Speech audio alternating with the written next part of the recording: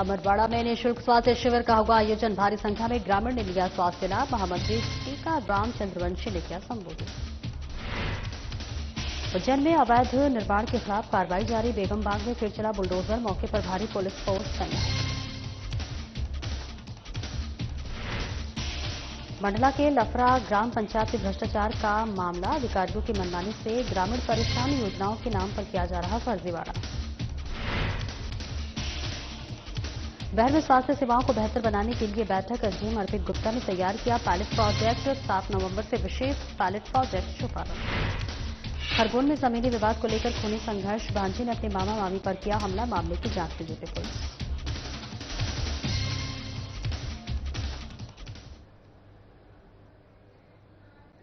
नमस्कार, स्वागत है आपका। मैं हूं आपके साथ सपना दीपक मदेशिया। बुलेटिन का आगाज करेंगे। आपको बताते चले कि निःशुल्क स्वास्थ्य शिविर का आयोजन किया गया है।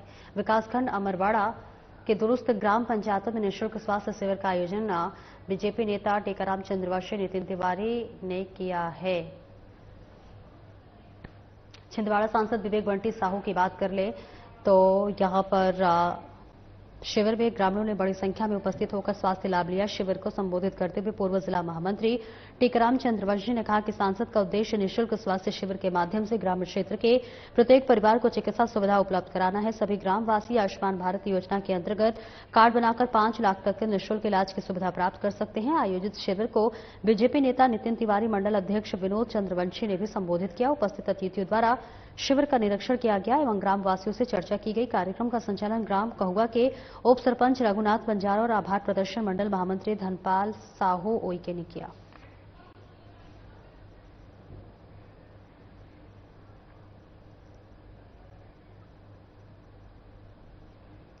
प्रशासन ने अवैध निर्माण के खिलाफ बड़ी कार्रवाई करते हुए बेगम बाग कॉलोनी में 1 दर्जन मकान जमींदोज कर दिए।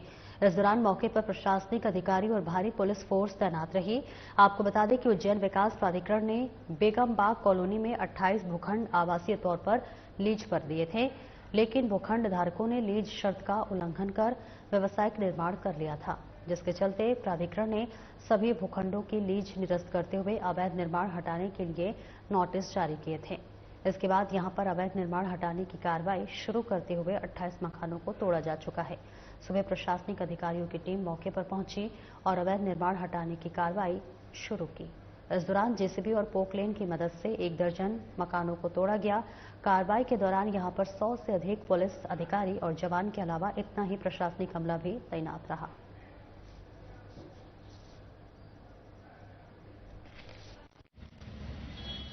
ये जो उज्जैन विकास प्राधिकरण की आवासीय योजना है जो महाकाल मंदिर के बिल्कुल पास में ही अप्रोच मार्ग पर ही है। इसमें पूर्व में यहाँ की जो 28 लीज निरस्त की गई थी, जिसमें लगभग 65 के आसपास निर्माण थे। आज उन्हीं निर्माणों में से 12 निर्माणों को जिला प्रशासन, पुलिस प्रशासन और नगर निगम की टीम की उपस्थिति में हटाया जा रहा है। निर्माण जब हट जाएंगे तो जो भूखंड है, भूमि है, वो उस पर उज्जैन विकास प्राधिकरण कब्जा प्राप्त किया जाएगा।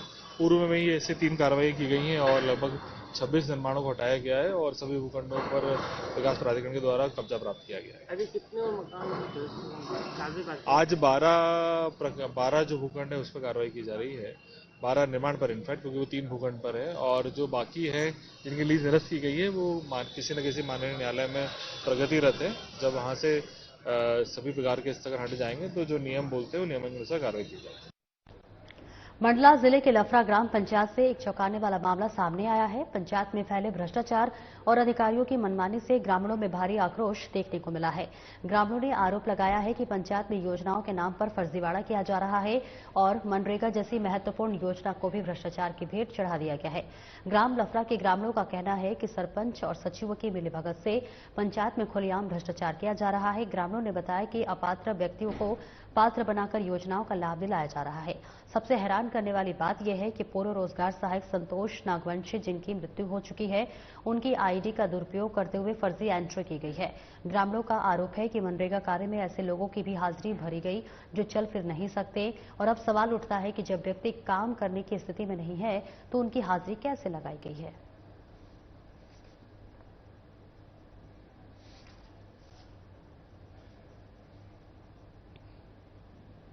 ये ककैया ग्राम का रहने वाला है और ये आदमी या सेवा समाप्त हुआ हो, इसके विषय में मेरे को पूर्ण तो ज्ञान नहीं है, लेकिन सेवा समाप्त हुआ हो या सस्पेंड कर दिया गया हो। वो व्यक्ति जो है ग्राम लफड़ा के सरपंच और सचिव के माध्यम से उनको यहाँ बुलवाया गया। बुलवाने के उपरांत उनने मृत आदमी, इसके पहले जो संतोष नागवंशी था ग्राम रोजगार सहायक, वो आदमी एक्सपायर हो जाने के बाद उसकी आईडी से उनने इतना भ्रष्टाचारी किया कि जो काम नहीं था वो काम भी उनने करवाया और घूम घूम के यहाँ के लोगों को झांसा देकर के बहुत पैसा कमाया। ग्राम पंचायत लफड़ा में जो धरना प्रदर्शन का जो कार्यक्रम हो रहा है हमारे ग्राम संगठन के माध्यम से, इसमें सरपंच बिमला मरावी के उप सरपंच हरिश्चंद्र चंदोल के शासनकाल में घोर भ्रष्टाचार हुआ है। उसी उद्देश्य से हम लोग यहाँ वहाँ जन सुनवाई के माध्यम से कलेक्टर, सीओ, एसडीएम को दिए, इसमें भी कोई प्रकार की जांच नहीं हुई, तो हम लोगों के द्वारा ये धरना प्रदर्शन का आयोजन किया गया। क्या भ्रष्टाचार हुआ? भ्रष्टाचार हमारे यहाँ कंट्रोल टैंक पार्ट 2 और कंटेक्ट 2 पार्ट 3 ऐसे लोगों को 75-80 सालों के बुढ़ों को वहाँ हाजिरी डाली गई, उनके द्वारा भुगतान कराया गया, जो बिल्कुल निरा झूठ है। हमारे यहाँ कच्ची नाली निर्माण का भी कार्य कराया गया है। लाल माटी लफड़ा से कटंगा टोला, उनमें भी ऐसे ऐसे व्यक्तियों के नाम दर्शाए गए हैं जो कभी जीवन काल घर से मजदूरी में गए नहीं है मनरेगा के अंतर्गत। इसी प्रकार से लाल माटी में भी भावरे समाज द्वारा कहा गया कि यहाँ 2 सप्ताह का कार्य हुआ है, 1 सप्ताह का भुगतान हुआ है, 1 सप्ताह का भुगतान लेना बाकी है। और हमारे यहाँ लाल माटी में भावरे लोग के अलावा कोई अन्य गांव के लोग कार्य नहीं किए गए। यहाँ तक कि भावरे लोग लाल माटी द्वारा पंचनामा लिख किया गया है, उसमें 50 लोगों के हस्ताक्षर हैं। इसके बाद भी आवेदन लगाते रहते हैं, करते रहते हैं, मगर हमारी शिकायत की अभी तक कहीं जांच नहीं हुई। और हमारा निवेदन है कि जनपद पंचायत विद्या के माध्यम से हमारे यहाँ कोई जांच ना हो, क्योंकि शांति ढंग से जांच नहीं हो पाएगी। हमारा मानना ये है कि जिला स्तर से जांच दल गठित किया जाए और निष्पक्ष जांच की जाए, हमारा मानना ये है। और आगे बढ़ेंगे जहां पर बताते चले कि बहर एसडीएम अपात गुप्ता द्वारा बहर विकासखंड के दूरस्थ एवं दुर्गम ग्रामीण क्षेत्रों में स्वास्थ्य सेवाओं के सुदृढ़ता और सुगम उपलब्धता सुनिश्चित कराने के उद्देश्य से विकासखंडों के समस्त शासकीय चिकित्सकों की बैठक आहूत की गई, जिसमें खंड चिकित्सक अधिकारी सहित अनुबंधित चिकित्सक भी उपस्थित रहे। बैठक में उपस्थित चिकित्सकों द्वारा अवगत कराया गया कि दूरवर्ती ग्रामों में मलेरिया, टाइफाइड, उल्टी आदि रोग लगातार फैलते रहे हैं। ऐसे में इसके साथ ही हाट बाजार वाले दिनों में मरीजों की संख्या काफी बढ़ जाती है, जिसके अनुपात में उपलब्ध चिकित्सकों की संख्या सीमित होने से उपचार व्यवस्था पर दबाव पड़ता है और मरीज अप्रशिक्षित व्यक्तियों के पास इलाज के लिए जाते हैं। कई बार रोग ठीक होने के स्थापन पर मरीज की स्थिति और अधिक खराब हो जाने से काफी अधिक नुकसान और कई प्रकरणों में मौत हो जाती है। इन परिस्थितियों को ध्यान में रखते हुए विशेष पायलट प्रोजेक्ट के तौर पर आगामी 15 दिनों तक विकासखंड बहर के अतिरिक्त चिकित्सकों को भेजने के लिए एसडीएम ने चिकित्सक अधिकारी को निर्देशित किया गया और आमजन से यह अपील की गई कि इस व्यवस्था का अधिक से अधिक लाभ उठाएं।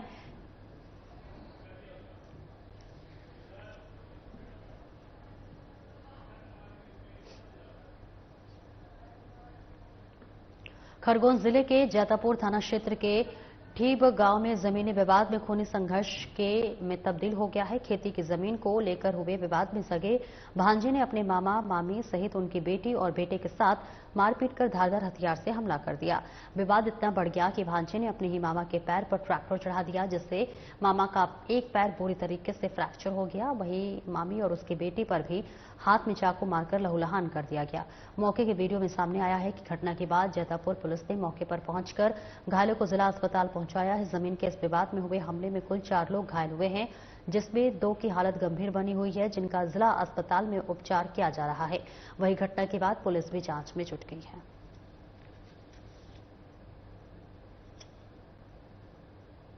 तो तस्वीरें आपको दिखा रहे हैं जहां पर खरगोन जिले के जैतापुर थाना क्षेत्र के ठीब गांव में जमीनी विवाद में खूनी संघर्ष में तब्दील हो गया। खेती की जमीन को लेकर हुए विवाद में सगे भांजे ने अपने मामा मामी सहित उनकी बेटी और बेटे के साथ मारपीट कर धारदार हथियार से हमला कर दिया। विवाद इतना बढ़ गया कि भांजे ने अपनी ही मामा के पैर पर ट्रैक्टर चढ़ा दिया, जिसमें मामा का एक पैर बुरी तरीके से फ्रैक्चर हो गया। वहीं मामी और उसकी बेटी पर भी हाथ से चाकू मारकर लहूलुहान कर दिया गया। मौके के वीडियो भी सामने आए हैं। घटना के बाद जैतापुर पुलिस ने मौके पर पहुंचकर घायलों का जिला अस्पताल पहुंचाया। जमीन के इस विवाद में हुए हमले में कुल 4 लोग घायल हैं, जिनमें से 2 की हालत गंभीर बनी हुई है, जिनका जिला अस्पताल में उपचार किया जा रहा है। वहीं घटना के बाद पुलिस भी जांच में जुट गई है। खेत में गए थे और हम खेत में थे तो मेरे भांजीजन आए, वो ट्रैक्टर लेके आए थे बोने के लिए। तो सीधे आए और हम खेत में थे तो मारने लग गए। चाकुओं से हमला किया और लट्टों से भी हमला किया। मेरे लड़के ने मेरे को बहुत बचाने की कोशिश करी, मेरे लड़के को भी मारा, मेरी लड़की को भी मारा। और फिर इतनी देर में मेरे पति आए नीचे से बैलगाड़ी छोड़ के, तो मेरे पति को भी मारा और ट्रैक्टर चला के और थाने में भगाए, तीनों की तीनों, रवीन, बंटी और कृष्णा। और एक ये कारण हमारा था कि इन्होंने हमारी 7 एकड़ जमीन है, उसमें से फर्जी पावती बना ली है। विजय कुशवाहा और तहसीलदार सर ये सब मिले हुए हैं। हम मारपीट में इनके 4 मरीज आए हुए हैं, जिसमें 2 पुरुष और 2 महिलाएं हैं। इनका कहीं खेत में वाद विवाद हुआ, उसकी वजह से इनके साथ मारपीट हुई, ऐसा बताया गया है। अभी एक पुरुष लड़के की पैर में ऐसा फ्रैक्चर लग रहा है, संभावना उसकी फ्रैक्चर की है, उसको अभी एक्सरे करा रहे हैं। ऐसे लड़ी हुई थी, फर्जी पावती बना ली भांजियों ने और गए। हम खेत में काम कर रहे थे, खेत में मतलब गाली गुप्ता करी और सीधे मारने लगे। कारण क्या नाम क्या हुआ? कारण खेती मतलब खेत पे कब्जा कर लेते फर्जी को। कांग्रेस नेता सज्जन सिंह वर्मा ने एसआईआर पर बयान देते हुए कहा कि ये चुनाव आयोग का षड्यंत्र है। दलित आदिवासियों के नाम काटने की तैयारी है। हम निगरानी कर रहे हैं, मजबूती के साथ खड़े हैं। चुनाव आयोग को नोटिस देंगे, बिना तैयारी के एसआईआर क्यों कर रहे हैं? बीएलओ को फॉर्म ही नहीं दिया गया, ये चुनाव आयोग का प्रोपेगेंडा है। पिछले चुनाव की वोटर लिस्ट देख लीजिए, साजिश समझ में आ जाएगी। मजदूर वर्ग, अल्पसंख्यक वर्ग के साथ घिनौना षड्यंत्र है। बीजेपी की पूरी तैयारी के नाम है नाम कटवाने की। इसके साथ ही आरएसएस प्रमुख मोहन भागवत के संतों को सुरक्षा को लेकर डंडे के साथ खड़े होने वाले बयान पर कहा कि मोहन भागवत सिर्फ डायलॉग लेते हैं, करते कुछ नहीं है।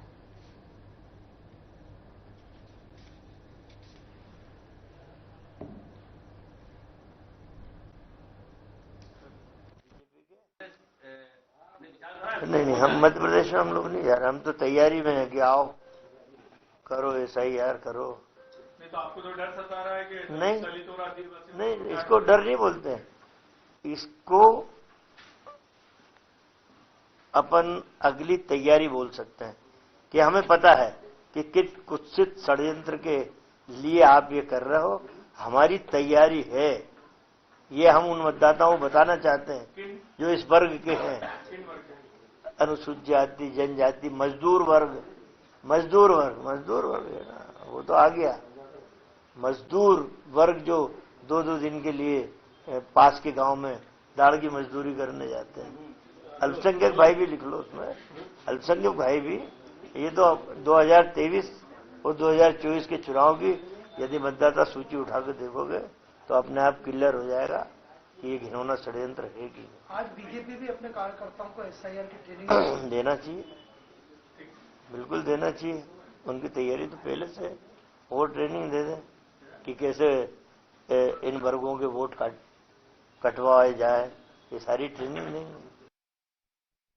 छत्तीसगढ़ के नेता अमित बघेल द्वारा सिंधी समाज के भगवान झूलेलाल पर अपमानजनक बातें कही गई, जिसके चलते सिंधी समाज ने अमित बघेल के खिलाफ भारी विरोध जताया। इसी के चलते बालाघाट के सिंधी समाज ने अमित बघेल के विवादित बयान के विरोध में नगर में आक्रोश रैली निकाली, जिसमें अमित बघेल के खिलाफ मुर्दाबाद के नारे लगाते हुए कालीपुतली चौक में अमित बघेल का पुतला दहन कर बालाघाट एसडीएम गोपाल सोनी को ज्ञापन सौंपा। आपको बता दें कि कार्यक्रम में विशाल, मंगलानी, श्याम पंजवानी सहित सिंधी समाज के सभी लोग शामिल हुए।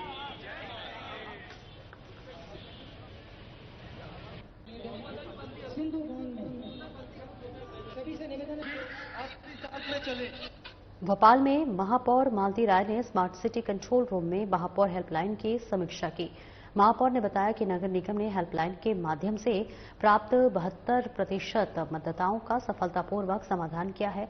उन्होंने निर्देश दिए हैं कि कचरा उठाना, अतिक्रमण हटाना और पानी लीकेज जैसी सभी छोटी बड़ी समस्याओं पर त्वरित कार्रवाई जारी है, ताकि नागरिकों को घर में बैठे सुविधा मिल सके। और ये बैठक हेल्पलाइन की प्रभावशीलता बढ़ाने पर केंद्रित थी।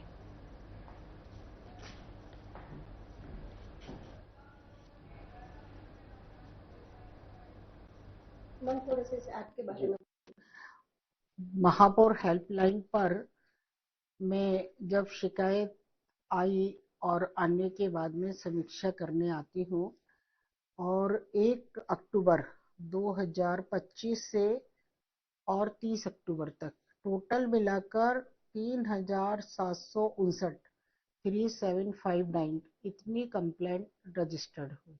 उसमें हमारे निगम के अधिकारियों द्वारा 2728 को कंप्लेंट को क्लियर कर दिया। 1031 अभी पेंडिंग पड़ी हुई है, मतलब 72% नगर निगम ने भोपाल की जनता को जो छोटी समस्याएं आ रही थी उनका निराकरण किया है। महापौर हेल्पलाइन पर जो भी समस्याएं आती हैं और हमारा प्रयास रहता है कि जो छोटी समस्याएं हैं उनको 24 घंटे के अंदर हम क्लियर करवा दें। इस तरह की महापौर हेल्पलाइन बनाई गई है।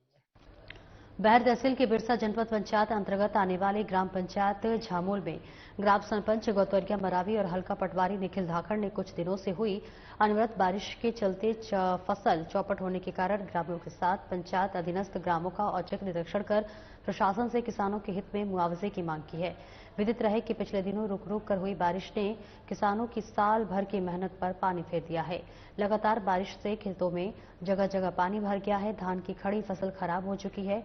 खेतों में खड़ी धान की फसल पानी में डूबने से बाली में सड़क आने लगी है। किसानों के अनुसार आई तेज आंधी और बारिश से फसलें पहले ही प्रभावित हो चुकी है, जिसके बाद शुरू हुई लगातार बारिश ने बची उम्मीद भी खत्म कर दी है।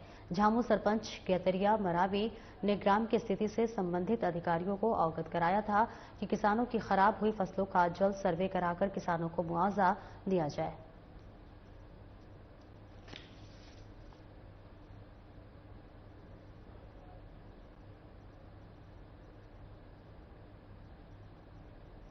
कलेक्टर मृणाल मीना के निर्देश पर जिले के आदिवासी बाहुल्यों और नक्सल प्रभावित क्षेत्रों के ग्राम कोदापार में जन समस्या निवारण शिविर का आयोजन किया गया। इस शिविर में जिला पंचायत के मुख्य कार्यपालन अधिकारी अभिषेक सराफ, एसडीएम अर्पित गुप्ताल, सहायक कलेक्टर आकाश अग्रवाल और अन्य विभागों के अधिकारियों ने ग्रामीणों की समस्याओं को सुना और उनके मौके पर निराकरण करने के निर्देश दिए। शिविर में सरपंच कोदापार कमल सिंह मरावी, घुम्मर सरपंच जयपाल तिलगाम, डाबरी सरपंच, अडोरी सरपंच परसराम धुर्वे और बड़ी संख्या में ग्रामीण जन उपस्थित रहे। जनपद पंचायत बिरसा के अंतर्गत ग्राम पंचायत सोनगुड्डा के ग्राम कोदापार में आयोजित शिविर में स्वास्थ्य विभाग द्वारा 120 मरीजों का परीक्षण किया गया और निःशुल्क दवाओं का वितरण किया गया। शिविर में आधार कार्ड बनाने, अपडेशन का कार्य भी किया गया और ग्रामीणों को प्रधानमंत्री जीवन ज्योति बीमा योजना, प्रधानमंत्री सुरक्षा बीमा योजना और अटल पेंशन योजना से जोड़ने के लिए बैंक पीसी की सेवाएं उपलब्ध कराई गई। शिविर में 5 नए आधार कार्ड बनाए गए और 12 के आधार कार्ड का अपडेशन किया गया है।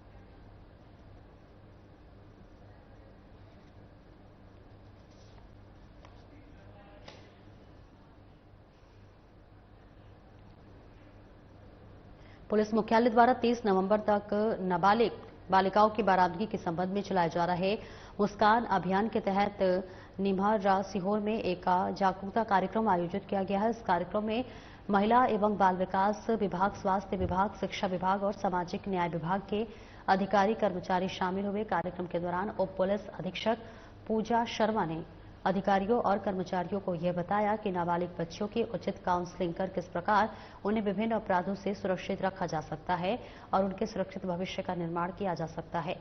उक्त कार्यशाला में अन्य विभागों के अधिकारियों कर्मचारियों के साथ उप पुलिस अधीक्षक पूजा शर्मा, महिला सिंह सहित पुलिस विभाग के अन्य महिला कर्मचारी भी उपस्थित रहे। इस अवसर पर सभी विभागों ने बालिकाओं की सुरक्षा और कल्याण के लिए समन्वित प्रयासों का संकल्प लिया।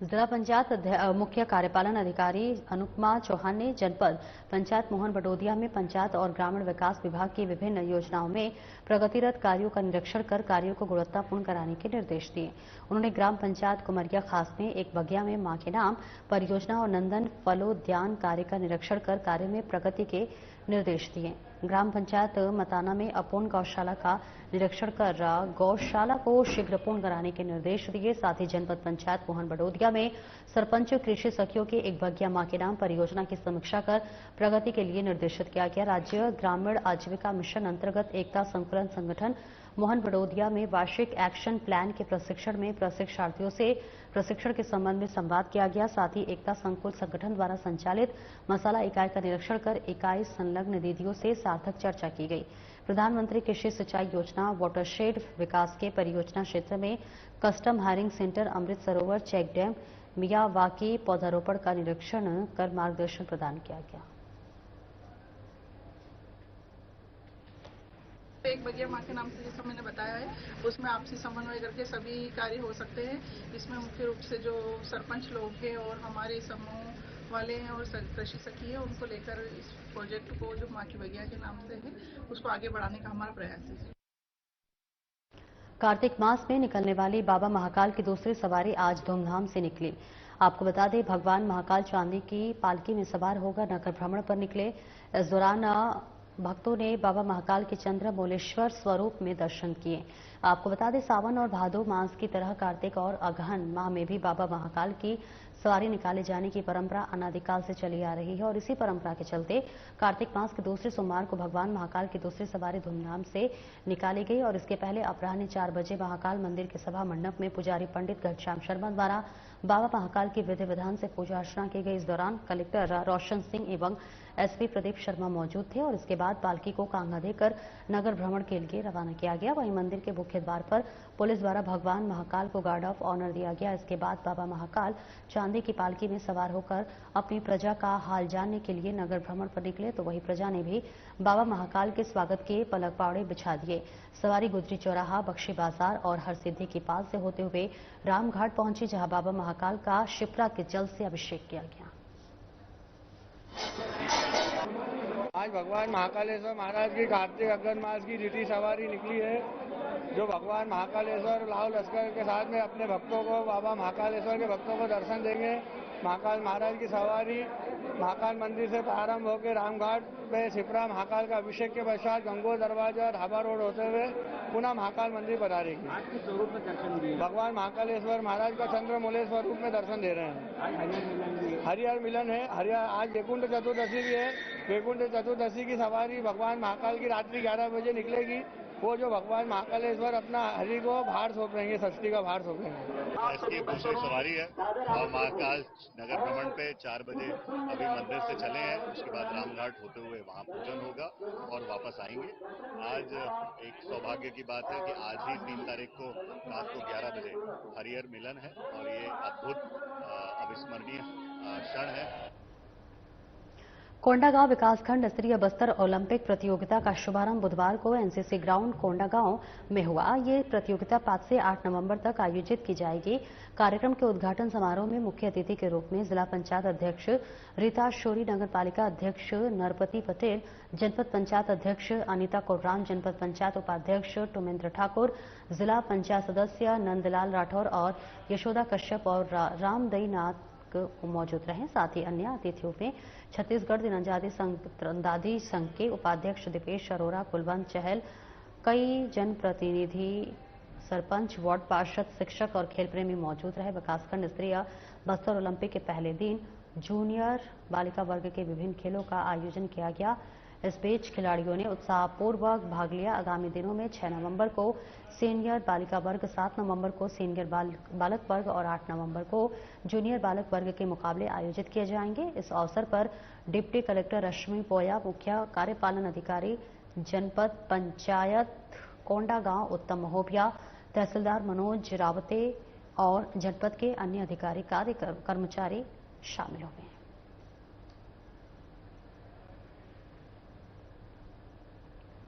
फिलहाल इस बुलेटिन में इतना ही। नमस्कार।